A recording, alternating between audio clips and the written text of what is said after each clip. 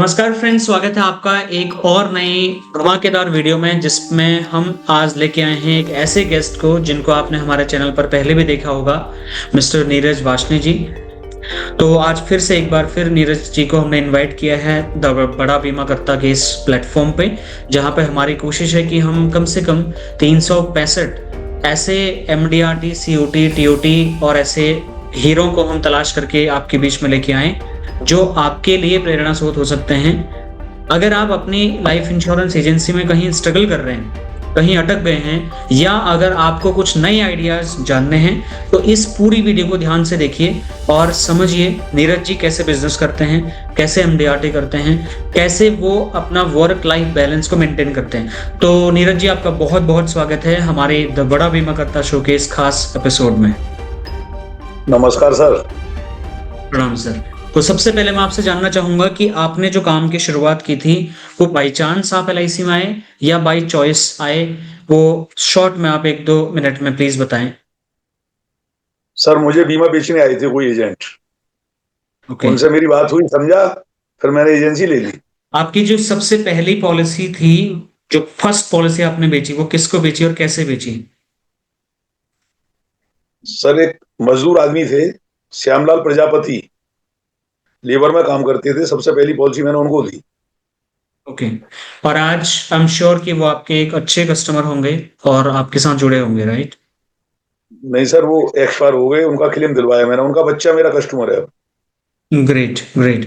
यानी कि आपने सर्विसिंग को फोकस किया, तब जाके उसके जी उनके उनके बच्चे ने आपसे पॉलिसी भी ली होगी, करेक्ट? जी जी। सर, अभी लेटेस्ट अचीवमेंट आपका क्या रहा और उसमें आप किन लोगों को धन्यवाद करना चाहेंगे, किस स्किल को धन्यवाद करना चाहेंगे अपनी, और किन चीजों का आपने ध्यान दिया कि आप एमडीआरटी आपने क्वालिफाई किया? सर उसमें सबसे पहला धन्यवाद तो मैं आपको और श्री पंजाब जी सर को दूंगा, अच्छा। जिनकी ट्रेनिंग ली मैंने। 365 दिन आपने निःशुल्क सेवा दी, समझाया।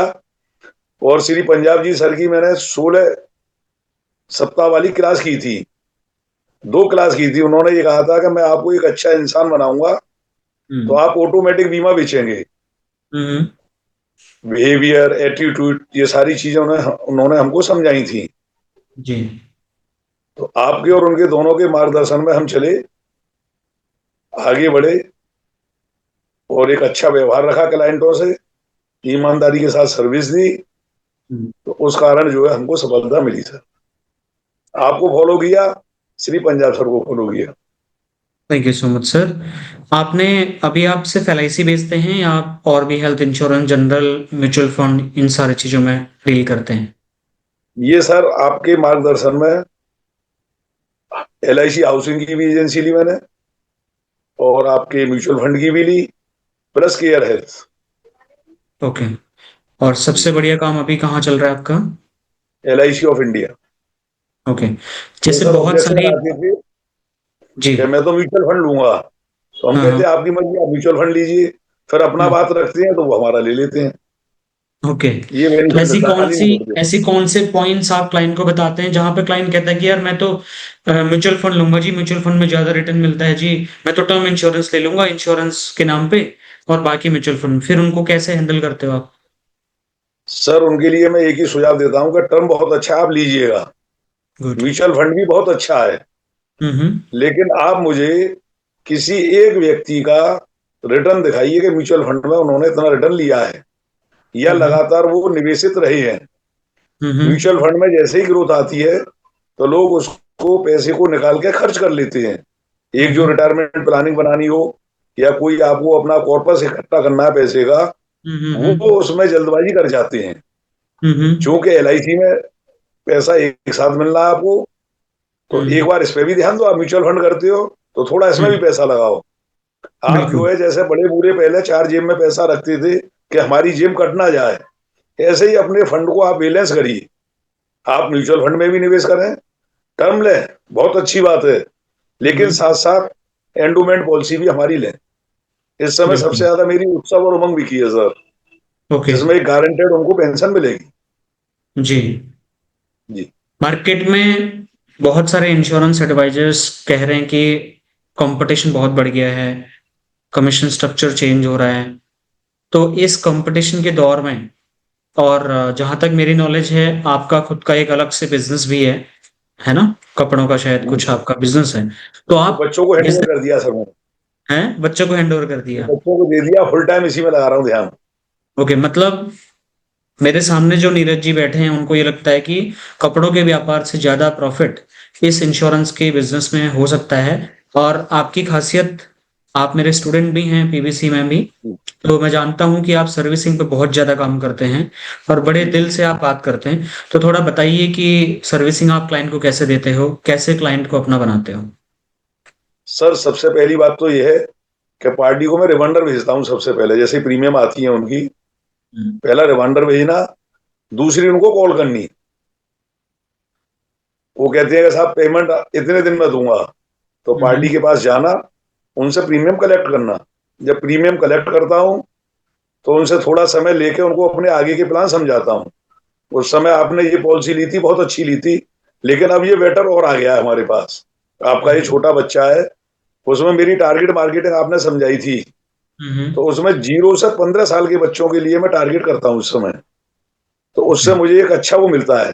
आपने कहा था कि एक अपना टारगेट रखें आप, कि मुझे इस चीज पर फोकस करना है। पहले ट्रेनिंग में आपने समझाया था कि जैसे हॉस्पिटल में आप किट दीजिए, ये हम्म। चीज दीजिए, वो भी मैं नहीं दे पाया हूँ। आगे वो हम्म। भी शुरू करूंगा, ओके। तो जिससे मुझे न्यू बॉर्न बेबी के हम्म। एक वो मिलेगा प्रोस्पेक्ट, जी बिल्कुल। उसको मैं काम करूंगा साहब, फॉलो करूंगा। बिल्कुल। आपका डेली रूटीन किस तरीके से, आप कैसे फॉलो करते हैं? कितने लोगों को डेली मिलते हो? मतलब प्रॉपर रेगुलर मीटिंग्स होती हैं, नहीं होती हैं, या कभी आप गैप कर देते हो आपका? क्योंकि आप एक अचीवर हैं, तो आई एम श्योर कि आपका daily routine absolutely normal ordinary agent से तो अलग होगा। तो मैं चाहता हूं कि आप हर ऑर्डिनरी इंश्योरेंस एडवाइजर को अपना रूटीन शेयर करें, सो दैट वो भी कुछ पॉइंट्स कलेक्ट कर पाए कि यार, अगर मुझे सफल होना है तो ये रूटीन फॉलो करना पड़ेगा जी। सर सबसे पहले सुबह 5 बजे मैं चारपाई छोड़ देता हूँ अपनी। अपना फ्रेश होने के बाद डेली टहलने जाना, और थोड़े बहुत योगा करना बॉडी को फिट करने के लिए। जी। उसके बाद फ्री होकर नाश्ता वगैरह करके पार्टियों से कॉल करते हैं, जहां से कुछ उम्मीद दिखती है, उन्होंने कहा अभी नहीं मिल पाऊंगा, या कोई बाहर हूं मैं, कहीं हूं, तो उनका फॉलोअप करके हम्म। 2 से 4 5, किसी दिन 6, किसी दिन 7 लोगों से भी मिल लेता हूँ। कभी कभी ऐसा होता है कि कोई मीटिंग हो भी नहीं पाती है, ओके। कहीं मैं व्यस्त हूँ या पार्टी ने समय नहीं दिया, तो हाँ हाँ। 10 कॉल तो मुझे करनी है हर हाल में। ओके। और अपनी एक डायरी बनाई हुई है। इस समय मेरी रनिंग 532 पार्टियां हैं जो मेरे पास इंश्योरेंस हैं, उनके हम्म। भी नंबर मेरे पास हैं। प्लस हम्म। नए जितने भी मेरे मोबाइल में नंबर हैं, उनकी मैंने एक कॉपी बना रखी है, ओके। उसमें नंबर फिट किए हुए हैं। तो हम्म। 10 दिन बाद, 15 दिन बाद हाय हेलो करना, राजी खुशी लेना, और उसके बाद हम्म। बीमे की चर्चा करना। ओके। आज जितने भी स्ट्रगलिंग एजेंट है ना, जो कहीं ना कहीं आगे नहीं बढ़ पा रहे हैं, आपको क्या लगता है कौन सी ऐसी प्रॉब्लम है उन एडवाइजर्स में जिनको अगर वो सुधार लें तो उनका भी जो है ग्रोथ आना शुरू हो जाएगा? सर सबसे पहली बात, हमको पार्टी को बीमा नहीं बेचना है, उनको बीमा के प्रति जागरूक करना है। कि भाई आप ये देखिए, ये घटना हुई थी, एरोप्लेन वाली हुई थी, हम्म। उसमें बीमा नाम मात्र का था। व्यक्ति फ्लाइट में यात्रा कर रहा है, लेकिन हम्म। उसका बीमा नाम मात्र का है। एक हम्म। श्रीनगर में घटना हुई थी, पहलगांव में, जी जी वहां जी। भी जो लड़का था उसका केवल बीमाकरण था, मामूली सा बीमा था। अभी हम हम्म। जोनल की मीटिंग में गए थे हम्म। कानपुर, हम्म। एजेंट की जोनल प्रोस्पेक्टिंग एमडीआरटी की मीटिंग थी, तो वहां सर बता रहे थे कि भाई हमको बड़ी शर्मिंदगी महसूस हुई कि हाँ हमारी एलआईसी का बीमा बहुत नाम मात्र थे उन लोगों की। बिल्कुल। तो हमको लोगों को बीमा के बारे में समझाना है और जागरूक करना है कि भाई ये एक बिल्कुल। अच्छी चीज है, इसको आप जो है लो। जब हम हम्म। जागरूक करेंगे, भले ही हम, मैं एक बात और कह देता हूँ सर, जी। कि यदि आपका कोई रिश्तेदार इंश्योरेंस एजेंट है, कोई हम्म। मित्र है, आप भले ही उससे ले लो। मेरा हम्म। काम है आपको जागरूक करना। यदि मेरा बिल्कुल। व्यवहार सही लगे, मेरी बातें सही लगे, तो आप मुझसे कांटेक्ट कर लेना, अन्यथा आप बिल्कुल। इंश्योरेंस जरूर लो। हमारी ग्रेट। एलआईसी की सोवरिन गारंटी है, आप किसी बैंक में जाके पूछना, वहां आपकी 5 लाख रुपए की गारंटी है केवल। जी। लेकिन हमारे यहाँ अगर आपका 2 करोड़ रुपया है, तो 2 करोड़ की भारत सरकार की गारंटी है।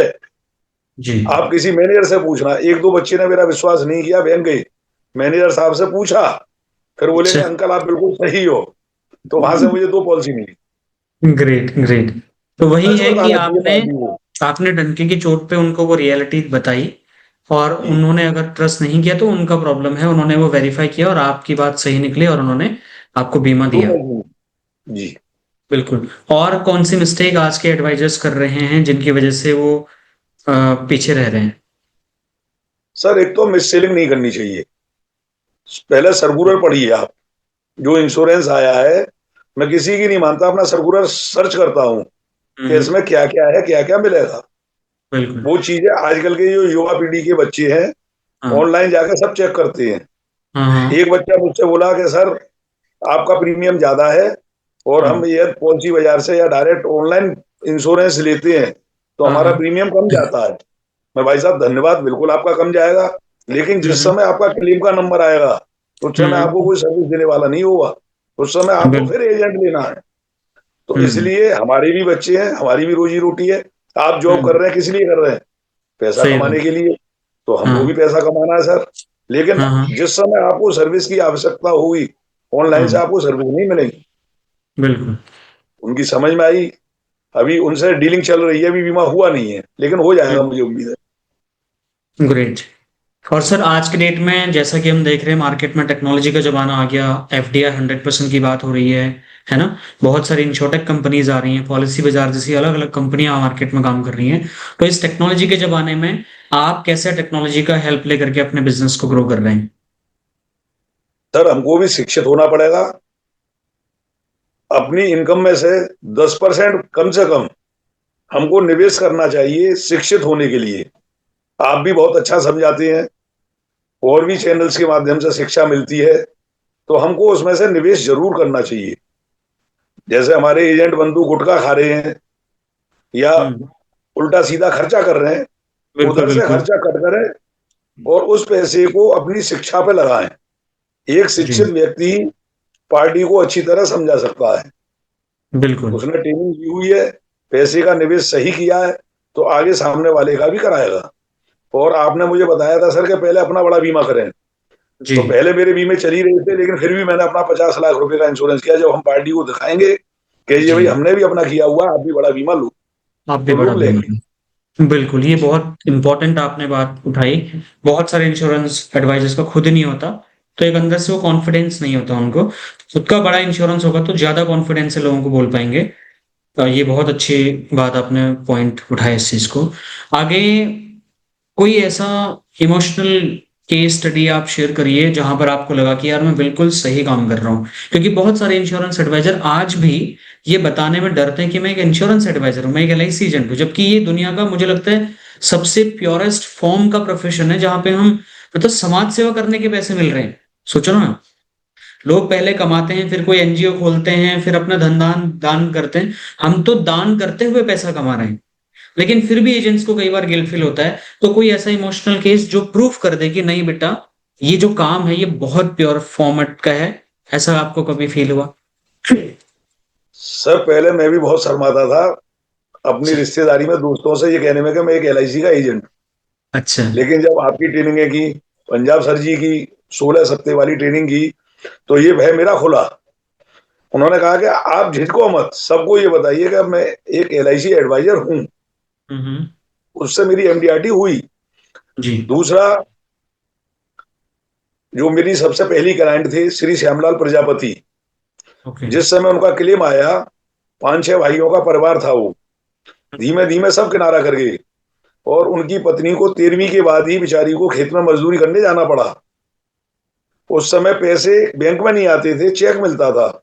हम्म। तो जब उनका मैंने क्लेम सेटल कराया, 46,000 कुछ रुपए आए थे, उनको जो है कहीं नहीं जाने दिया, उनसे केवल मृत्यु प्रमाण पत्र वगैरह लिए।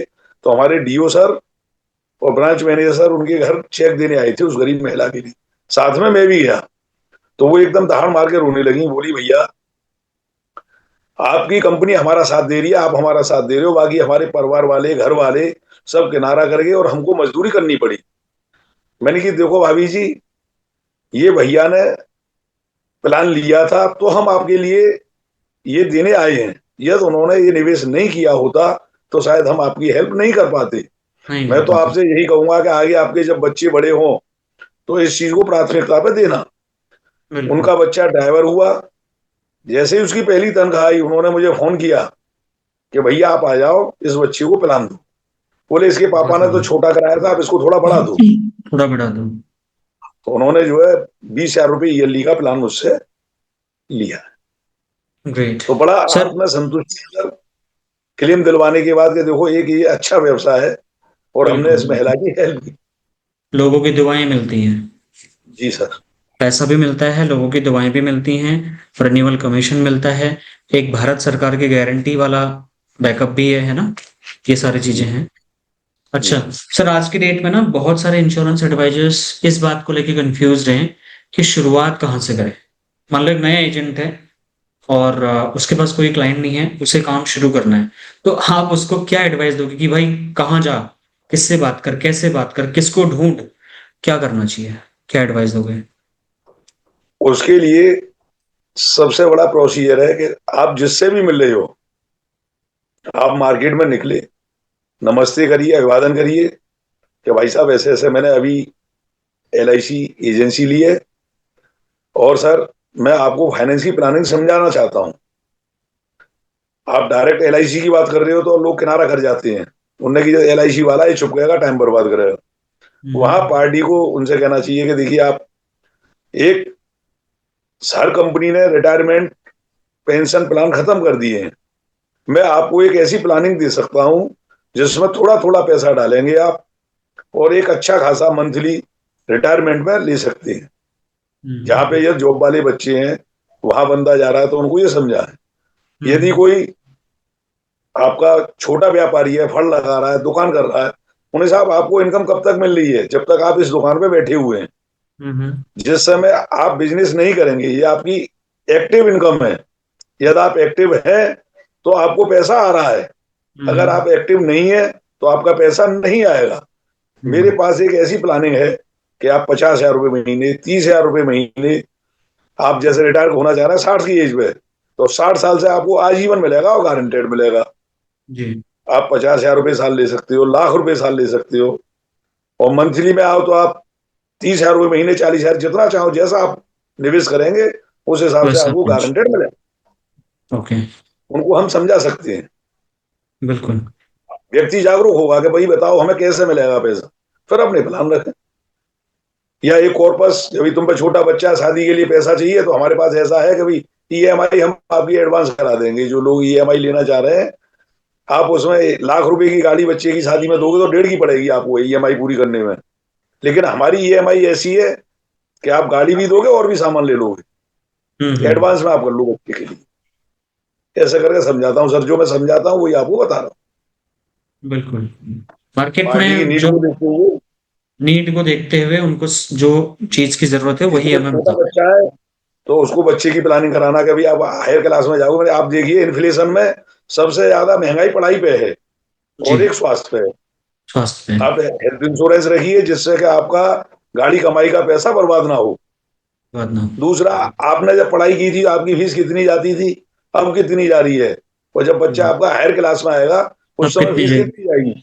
तो आप एजुकेशन लोन लेंगे तो फिर जिंदगी भर आप कमाते कमाते परेशान हो जाएंगे। आप चाहेंगे हम्म। रिलैक्स, लेकिन वहां आप पे EMI की तलवार होगी। और ये बिल्कुल। आप पहली EMI चला दोगे हमारी तो उस समय आपको कोई टेंशन नहीं होगा। कोई टेंशन नहीं है। बहुत बढ़िया तरीके से आपने बताया सर। आज बहुत सारे इंश्योरेंस एडवाइजर्स को आपको भी डेली ऑब्जेक्शंस का सामना करना पड़ता होगा। लोग एक से बढ़ के एक ऑब्जेक्शन देते हैं, है ना? कोई ऑनलाइन का देता है, कोई म्यूचुअल फंड का देता है, कोई मेरा एजेंट है बोलता है, कोई कहता है मेरा ऑलरेडी हो चुका है, कोई कहता है पैसे नहीं है। ऐसे तमाम तरीके के ऑब्जेक्शंस आते हैं। तो नीरज जी ऑब्जेक्शंस को कैसे हैंडल करते हैं, क्या स्ट्रेटेजी अपनाते हैं? सर आप ये समझिए, बीमा लेने कोई नहीं आता है। यदि वो बीमा लेने आ रहा है आपके पास तो कोई ना कोई उसका माइनस पॉइंट है। या तो वो बिल्कुल। स्वास्थ्य से गड़बड़ है, जिस समय वो बीमा मांगेगा उस समय हमारी कंपनी उसको नहीं देगी। नहीं देगी। जिस समय उसको बीमा मिलना है वो हमको टालता है। तो हम तो उसको समझाते हैं कि देख भाई, जैसे पंछी के उड़ने के लिए दो पंख चाहिए, साइकिल चलाने के लिए दो पहिए चाहिए, बाइक चलाने के लिए दो पहिए चाहिए, यदि एक में पंचर हो गया तो बाइक नहीं चलेगी। अभी बिल्कुल। हमसे कोई रिक्शे वाला या मजदूर आदमी ये कहे कि मुझे 1 करोड़ का टर्म प्लान दे दो सर, हम नहीं दे पाएंगे उसको, क्योंकि हम्म। उस पर वेल्थ नहीं है। हम्म। वेल्थ और हेल्थ दोनों चीज जरूरी है। हमारा काम आपको समझाने का है कि इस समय आपका वेल्थ भी सही है और हेल्थ भी सही है, तो क्यों ना आओ बात करें और प्लानिंग को समझें। यदि आप जी। उचित समझें तो कराना, ना समझे तो ना कराना। उनने हम्म। कही कि मेरी पहले से पॉलिसी हो रखी है सर 20। हम्म। आप दिखाइए साहब, मैं तो फाइनेंस एडवाइजर हूं, आपकी प्लानिंग को देखता हूं कि आपने क्या क्या किया है। पता चली उनकी देखी तो कोई बीमाकरण हो रही है, कोई कुछ हो रही है, कोई कुछ हो रही है। टोटल प्लानिंग उनकी कितनी बैठी, 2 लाख रुपए की। मैंने सर ठीक है, बहुत अच्छे प्लान है आपके, बहुत बढ़िया चीज है। आप मुझे ये बताइए कि भगवान ना करे आपके साथ कुछ घटित हो जाता है तो LIC आपको मात्र 2 लाख रुपए देगी इन सब का। उस समय आपकी फैमिली क्या करेगी। मैंने अभी अपना कैलेंडर बनवाया है, तो उस पर हम्म। भी एक हेडिंग लिखवाया है कि यदि आप ये चाहते हैं कि जो मेरे घर में इस समय खर्चा चल रहा है मेरे रहते हुए, वो खर्चा मेरे बाद भी चले, तो हमें LIC के साथ प्लानिंग करनी चाहिए, सोवरिन गारंटी के साथ। तो उनको इस हम्म। तरह से मैं सर जागरूक करता हूँ, भाई आपकी बीमा है ये पर्याप्त नहीं है। आपका दो पर्याप्त लाख नहीं। रुपए कितने दिन चलेगा। सही इसलिए बात है। एक थोड़ा बड़ा बीमा लीजिएगा। आपने ये बीमे का बहाना तो कर दिया कि मैं बीमा ले चुका हूं, लेकिन ये हम्म। पर्याप्त नहीं है सर। जी। बाकी आपकी मर्जी है, आप भले ही आपने जिस एजेंट से पहले ले रखा है उससे लो, मुझे कोई आपत्ति नहीं है। मेरा काम है जागरूक करना। मैं आपके हम्म। पास आपको निस्वार्थ सेवा दे रहा हूँ।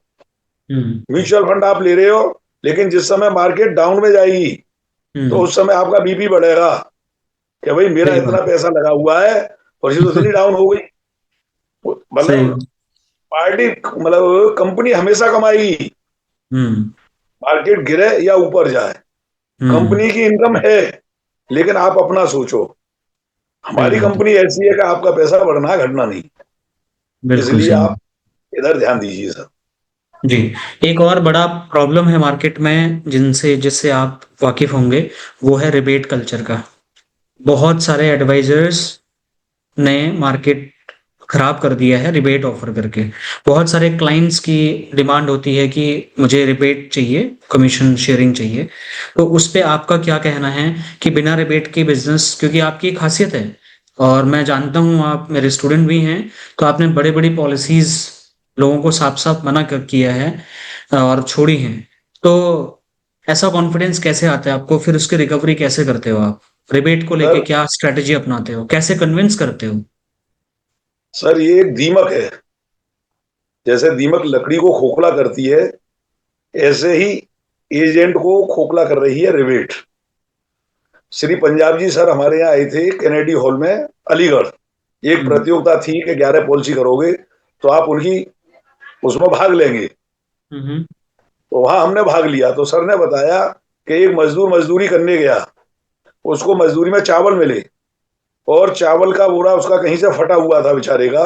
वो घर हम्म। तक गया तो चावल गिरते गए, घर पहुंचा तो आधे ही चावल रह गए। वैसे हम्म। ही एजेंट की जेब फटी हुई है। एजेंट पैसा रखता है, लेकिन रिबेट रूपी दानव उनको निकल जाता है।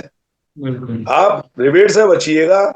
आपने भी ये समझाया था हमको कि आप एक अच्छी सर्विस दो, पार्टी को प्लानिंग दो, लेकिन फिर भी सर ने आपके प्रोग्राम में एक डोमो किया था, जो डेमो किया काले था। ऑडिटोरियम में किया था कि 4 एजेंट आए, तो वो हम्म। सारी चीजें सर ने प्रेजेंट करके बताया था। फिर एक रिबेट वाला आ गया, तो कि पार्टी इस रिबेट वाले को कराएगी। तो ऐसी समस्याएं सर आती हैं। एक पॉलिसी मेरी कूलिंग ऑफ हो गई 30 लाख रुपए की उत्सव, इसी चक्कर में। वो हम्म। बंदा बोला कि साहब मुझे तो फलाना इतना देना, मैं साहब मैं असमर्थ हूँ। तो बोले कि मेरे पैसे, मैंने कहा आपने खा लो, आप पैसा वापस ले सकते हो, लेकिन ये काम मैं नहीं करूंगा, आपकी मर्जी है। तो उन्होंने कूलिंग ऑफ करा दी, मैंने करा दो साहब, कोई दिक्कत नहीं। फिर और मेहनत की। आज भी ब्रांच में मेरी पॉलिसियां कम रहती है। हम्म। लोग कहते हैं कि भाई आपकी पॉलिसी तो कम है, DO साहब भी कहते हैं और भी कहते हैं, साहब ठीक है जैसे भी है। हाँ हाँ। समझाना, प्रेजेंट रखना, पार्टी से बात करनी, बिल्कुल। अपनी बातों को रखना। एक एक पॉलिसी हमने की, वो था नल मैकेनिक, हम्म। जो नल सही करते हैं, प्लम्बर। हम्म। प्लम्बर की हमने पॉलिसी की, प्लम्बर की एक किस्त जमा हो गई, दूसरी भी जमा हो गई। हमारा ही कम्युनिटी का एजेंट बंधु उससे बोला कि अभी बीमा करा ले। उन्होंने कहा साहब मैंने तो भाई साहब से करा ली। तो बोले उनने तुझे क्या दिया?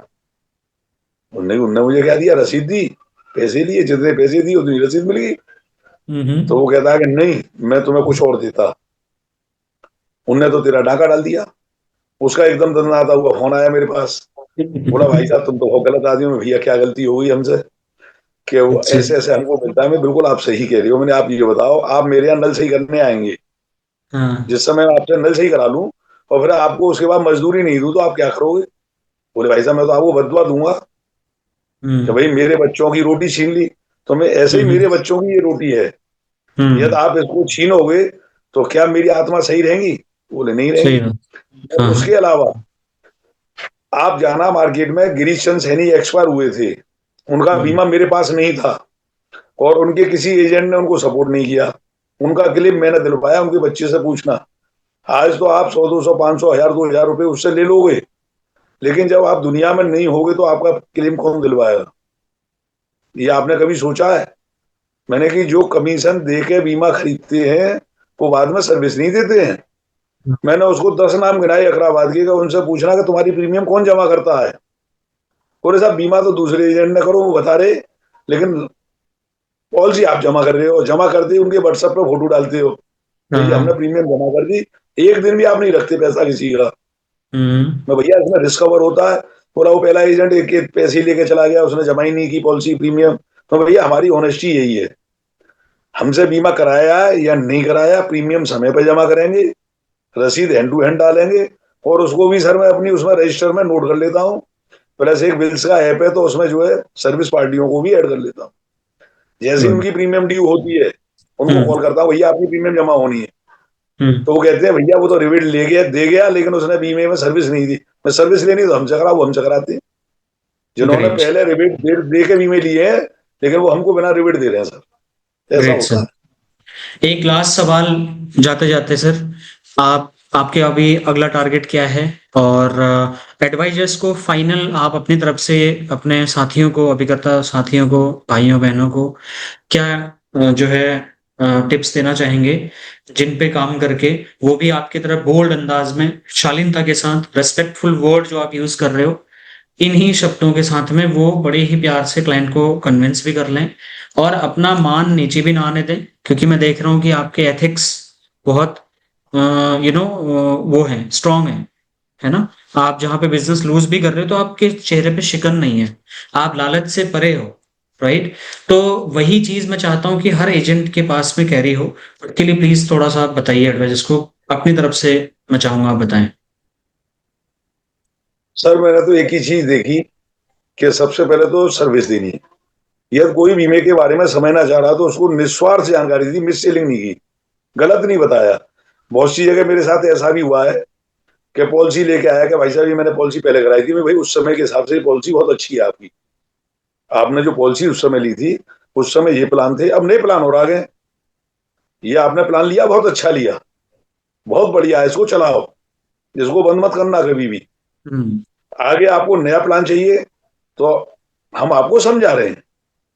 तो पार्टी को एक ये विश्वास होता है कि हमको गलत राह नहीं दे रहे हैं। गलत रहा दूसरा, नहीं। निरंतरता रखनी है सर हमको, निरंतर फील्ड में जाना है। यदि हम प्रतिदिन जाएंगे, इसमें अगर हम 10 ना सुनेंगे जब हमको एक इंश्योरेंस मिलेगा। बिल्कुल। कभी कभी 20 ना भी हो जाती है, 25 भी हो जाती है, लेकिन उससे हिम्मत नहीं आनी। LIC क्षेत्र में पैसा बहुत अधिक है, यदि हम सही से काम करेंगे। आप कोई सा भी बिजनेस ले लो, आज आप काम कर रहे हैं तो आपको पैसा मिलेगा, लेकिन हमारी LIC बी माँ ऐसी है, ए माँ जन्म देने वाली, बी माँ पालन करने वाली। जो पालन जी। करने वाली माँ है, अगर हमने उसको एक बार इंश्योरेंस भेज दिया तो बाद में भी हमको 5% कमीशन मिलना है। मिलना है। ऐसा कोई व्यवसाय नहीं है दुनिया का जिसमें के बिना बेचे नए सिरे से और आपको इनकम हो जाए। बिल्कुल। आपने बहुत ही अपने अच्छे रिन्यूअल तरीके को से। बहुत संभाल कर रखना है, जी। पॉलिसी को लैप्स नहीं होने देना है, और रिन्यूअल को काफी संभाल कर रखना है।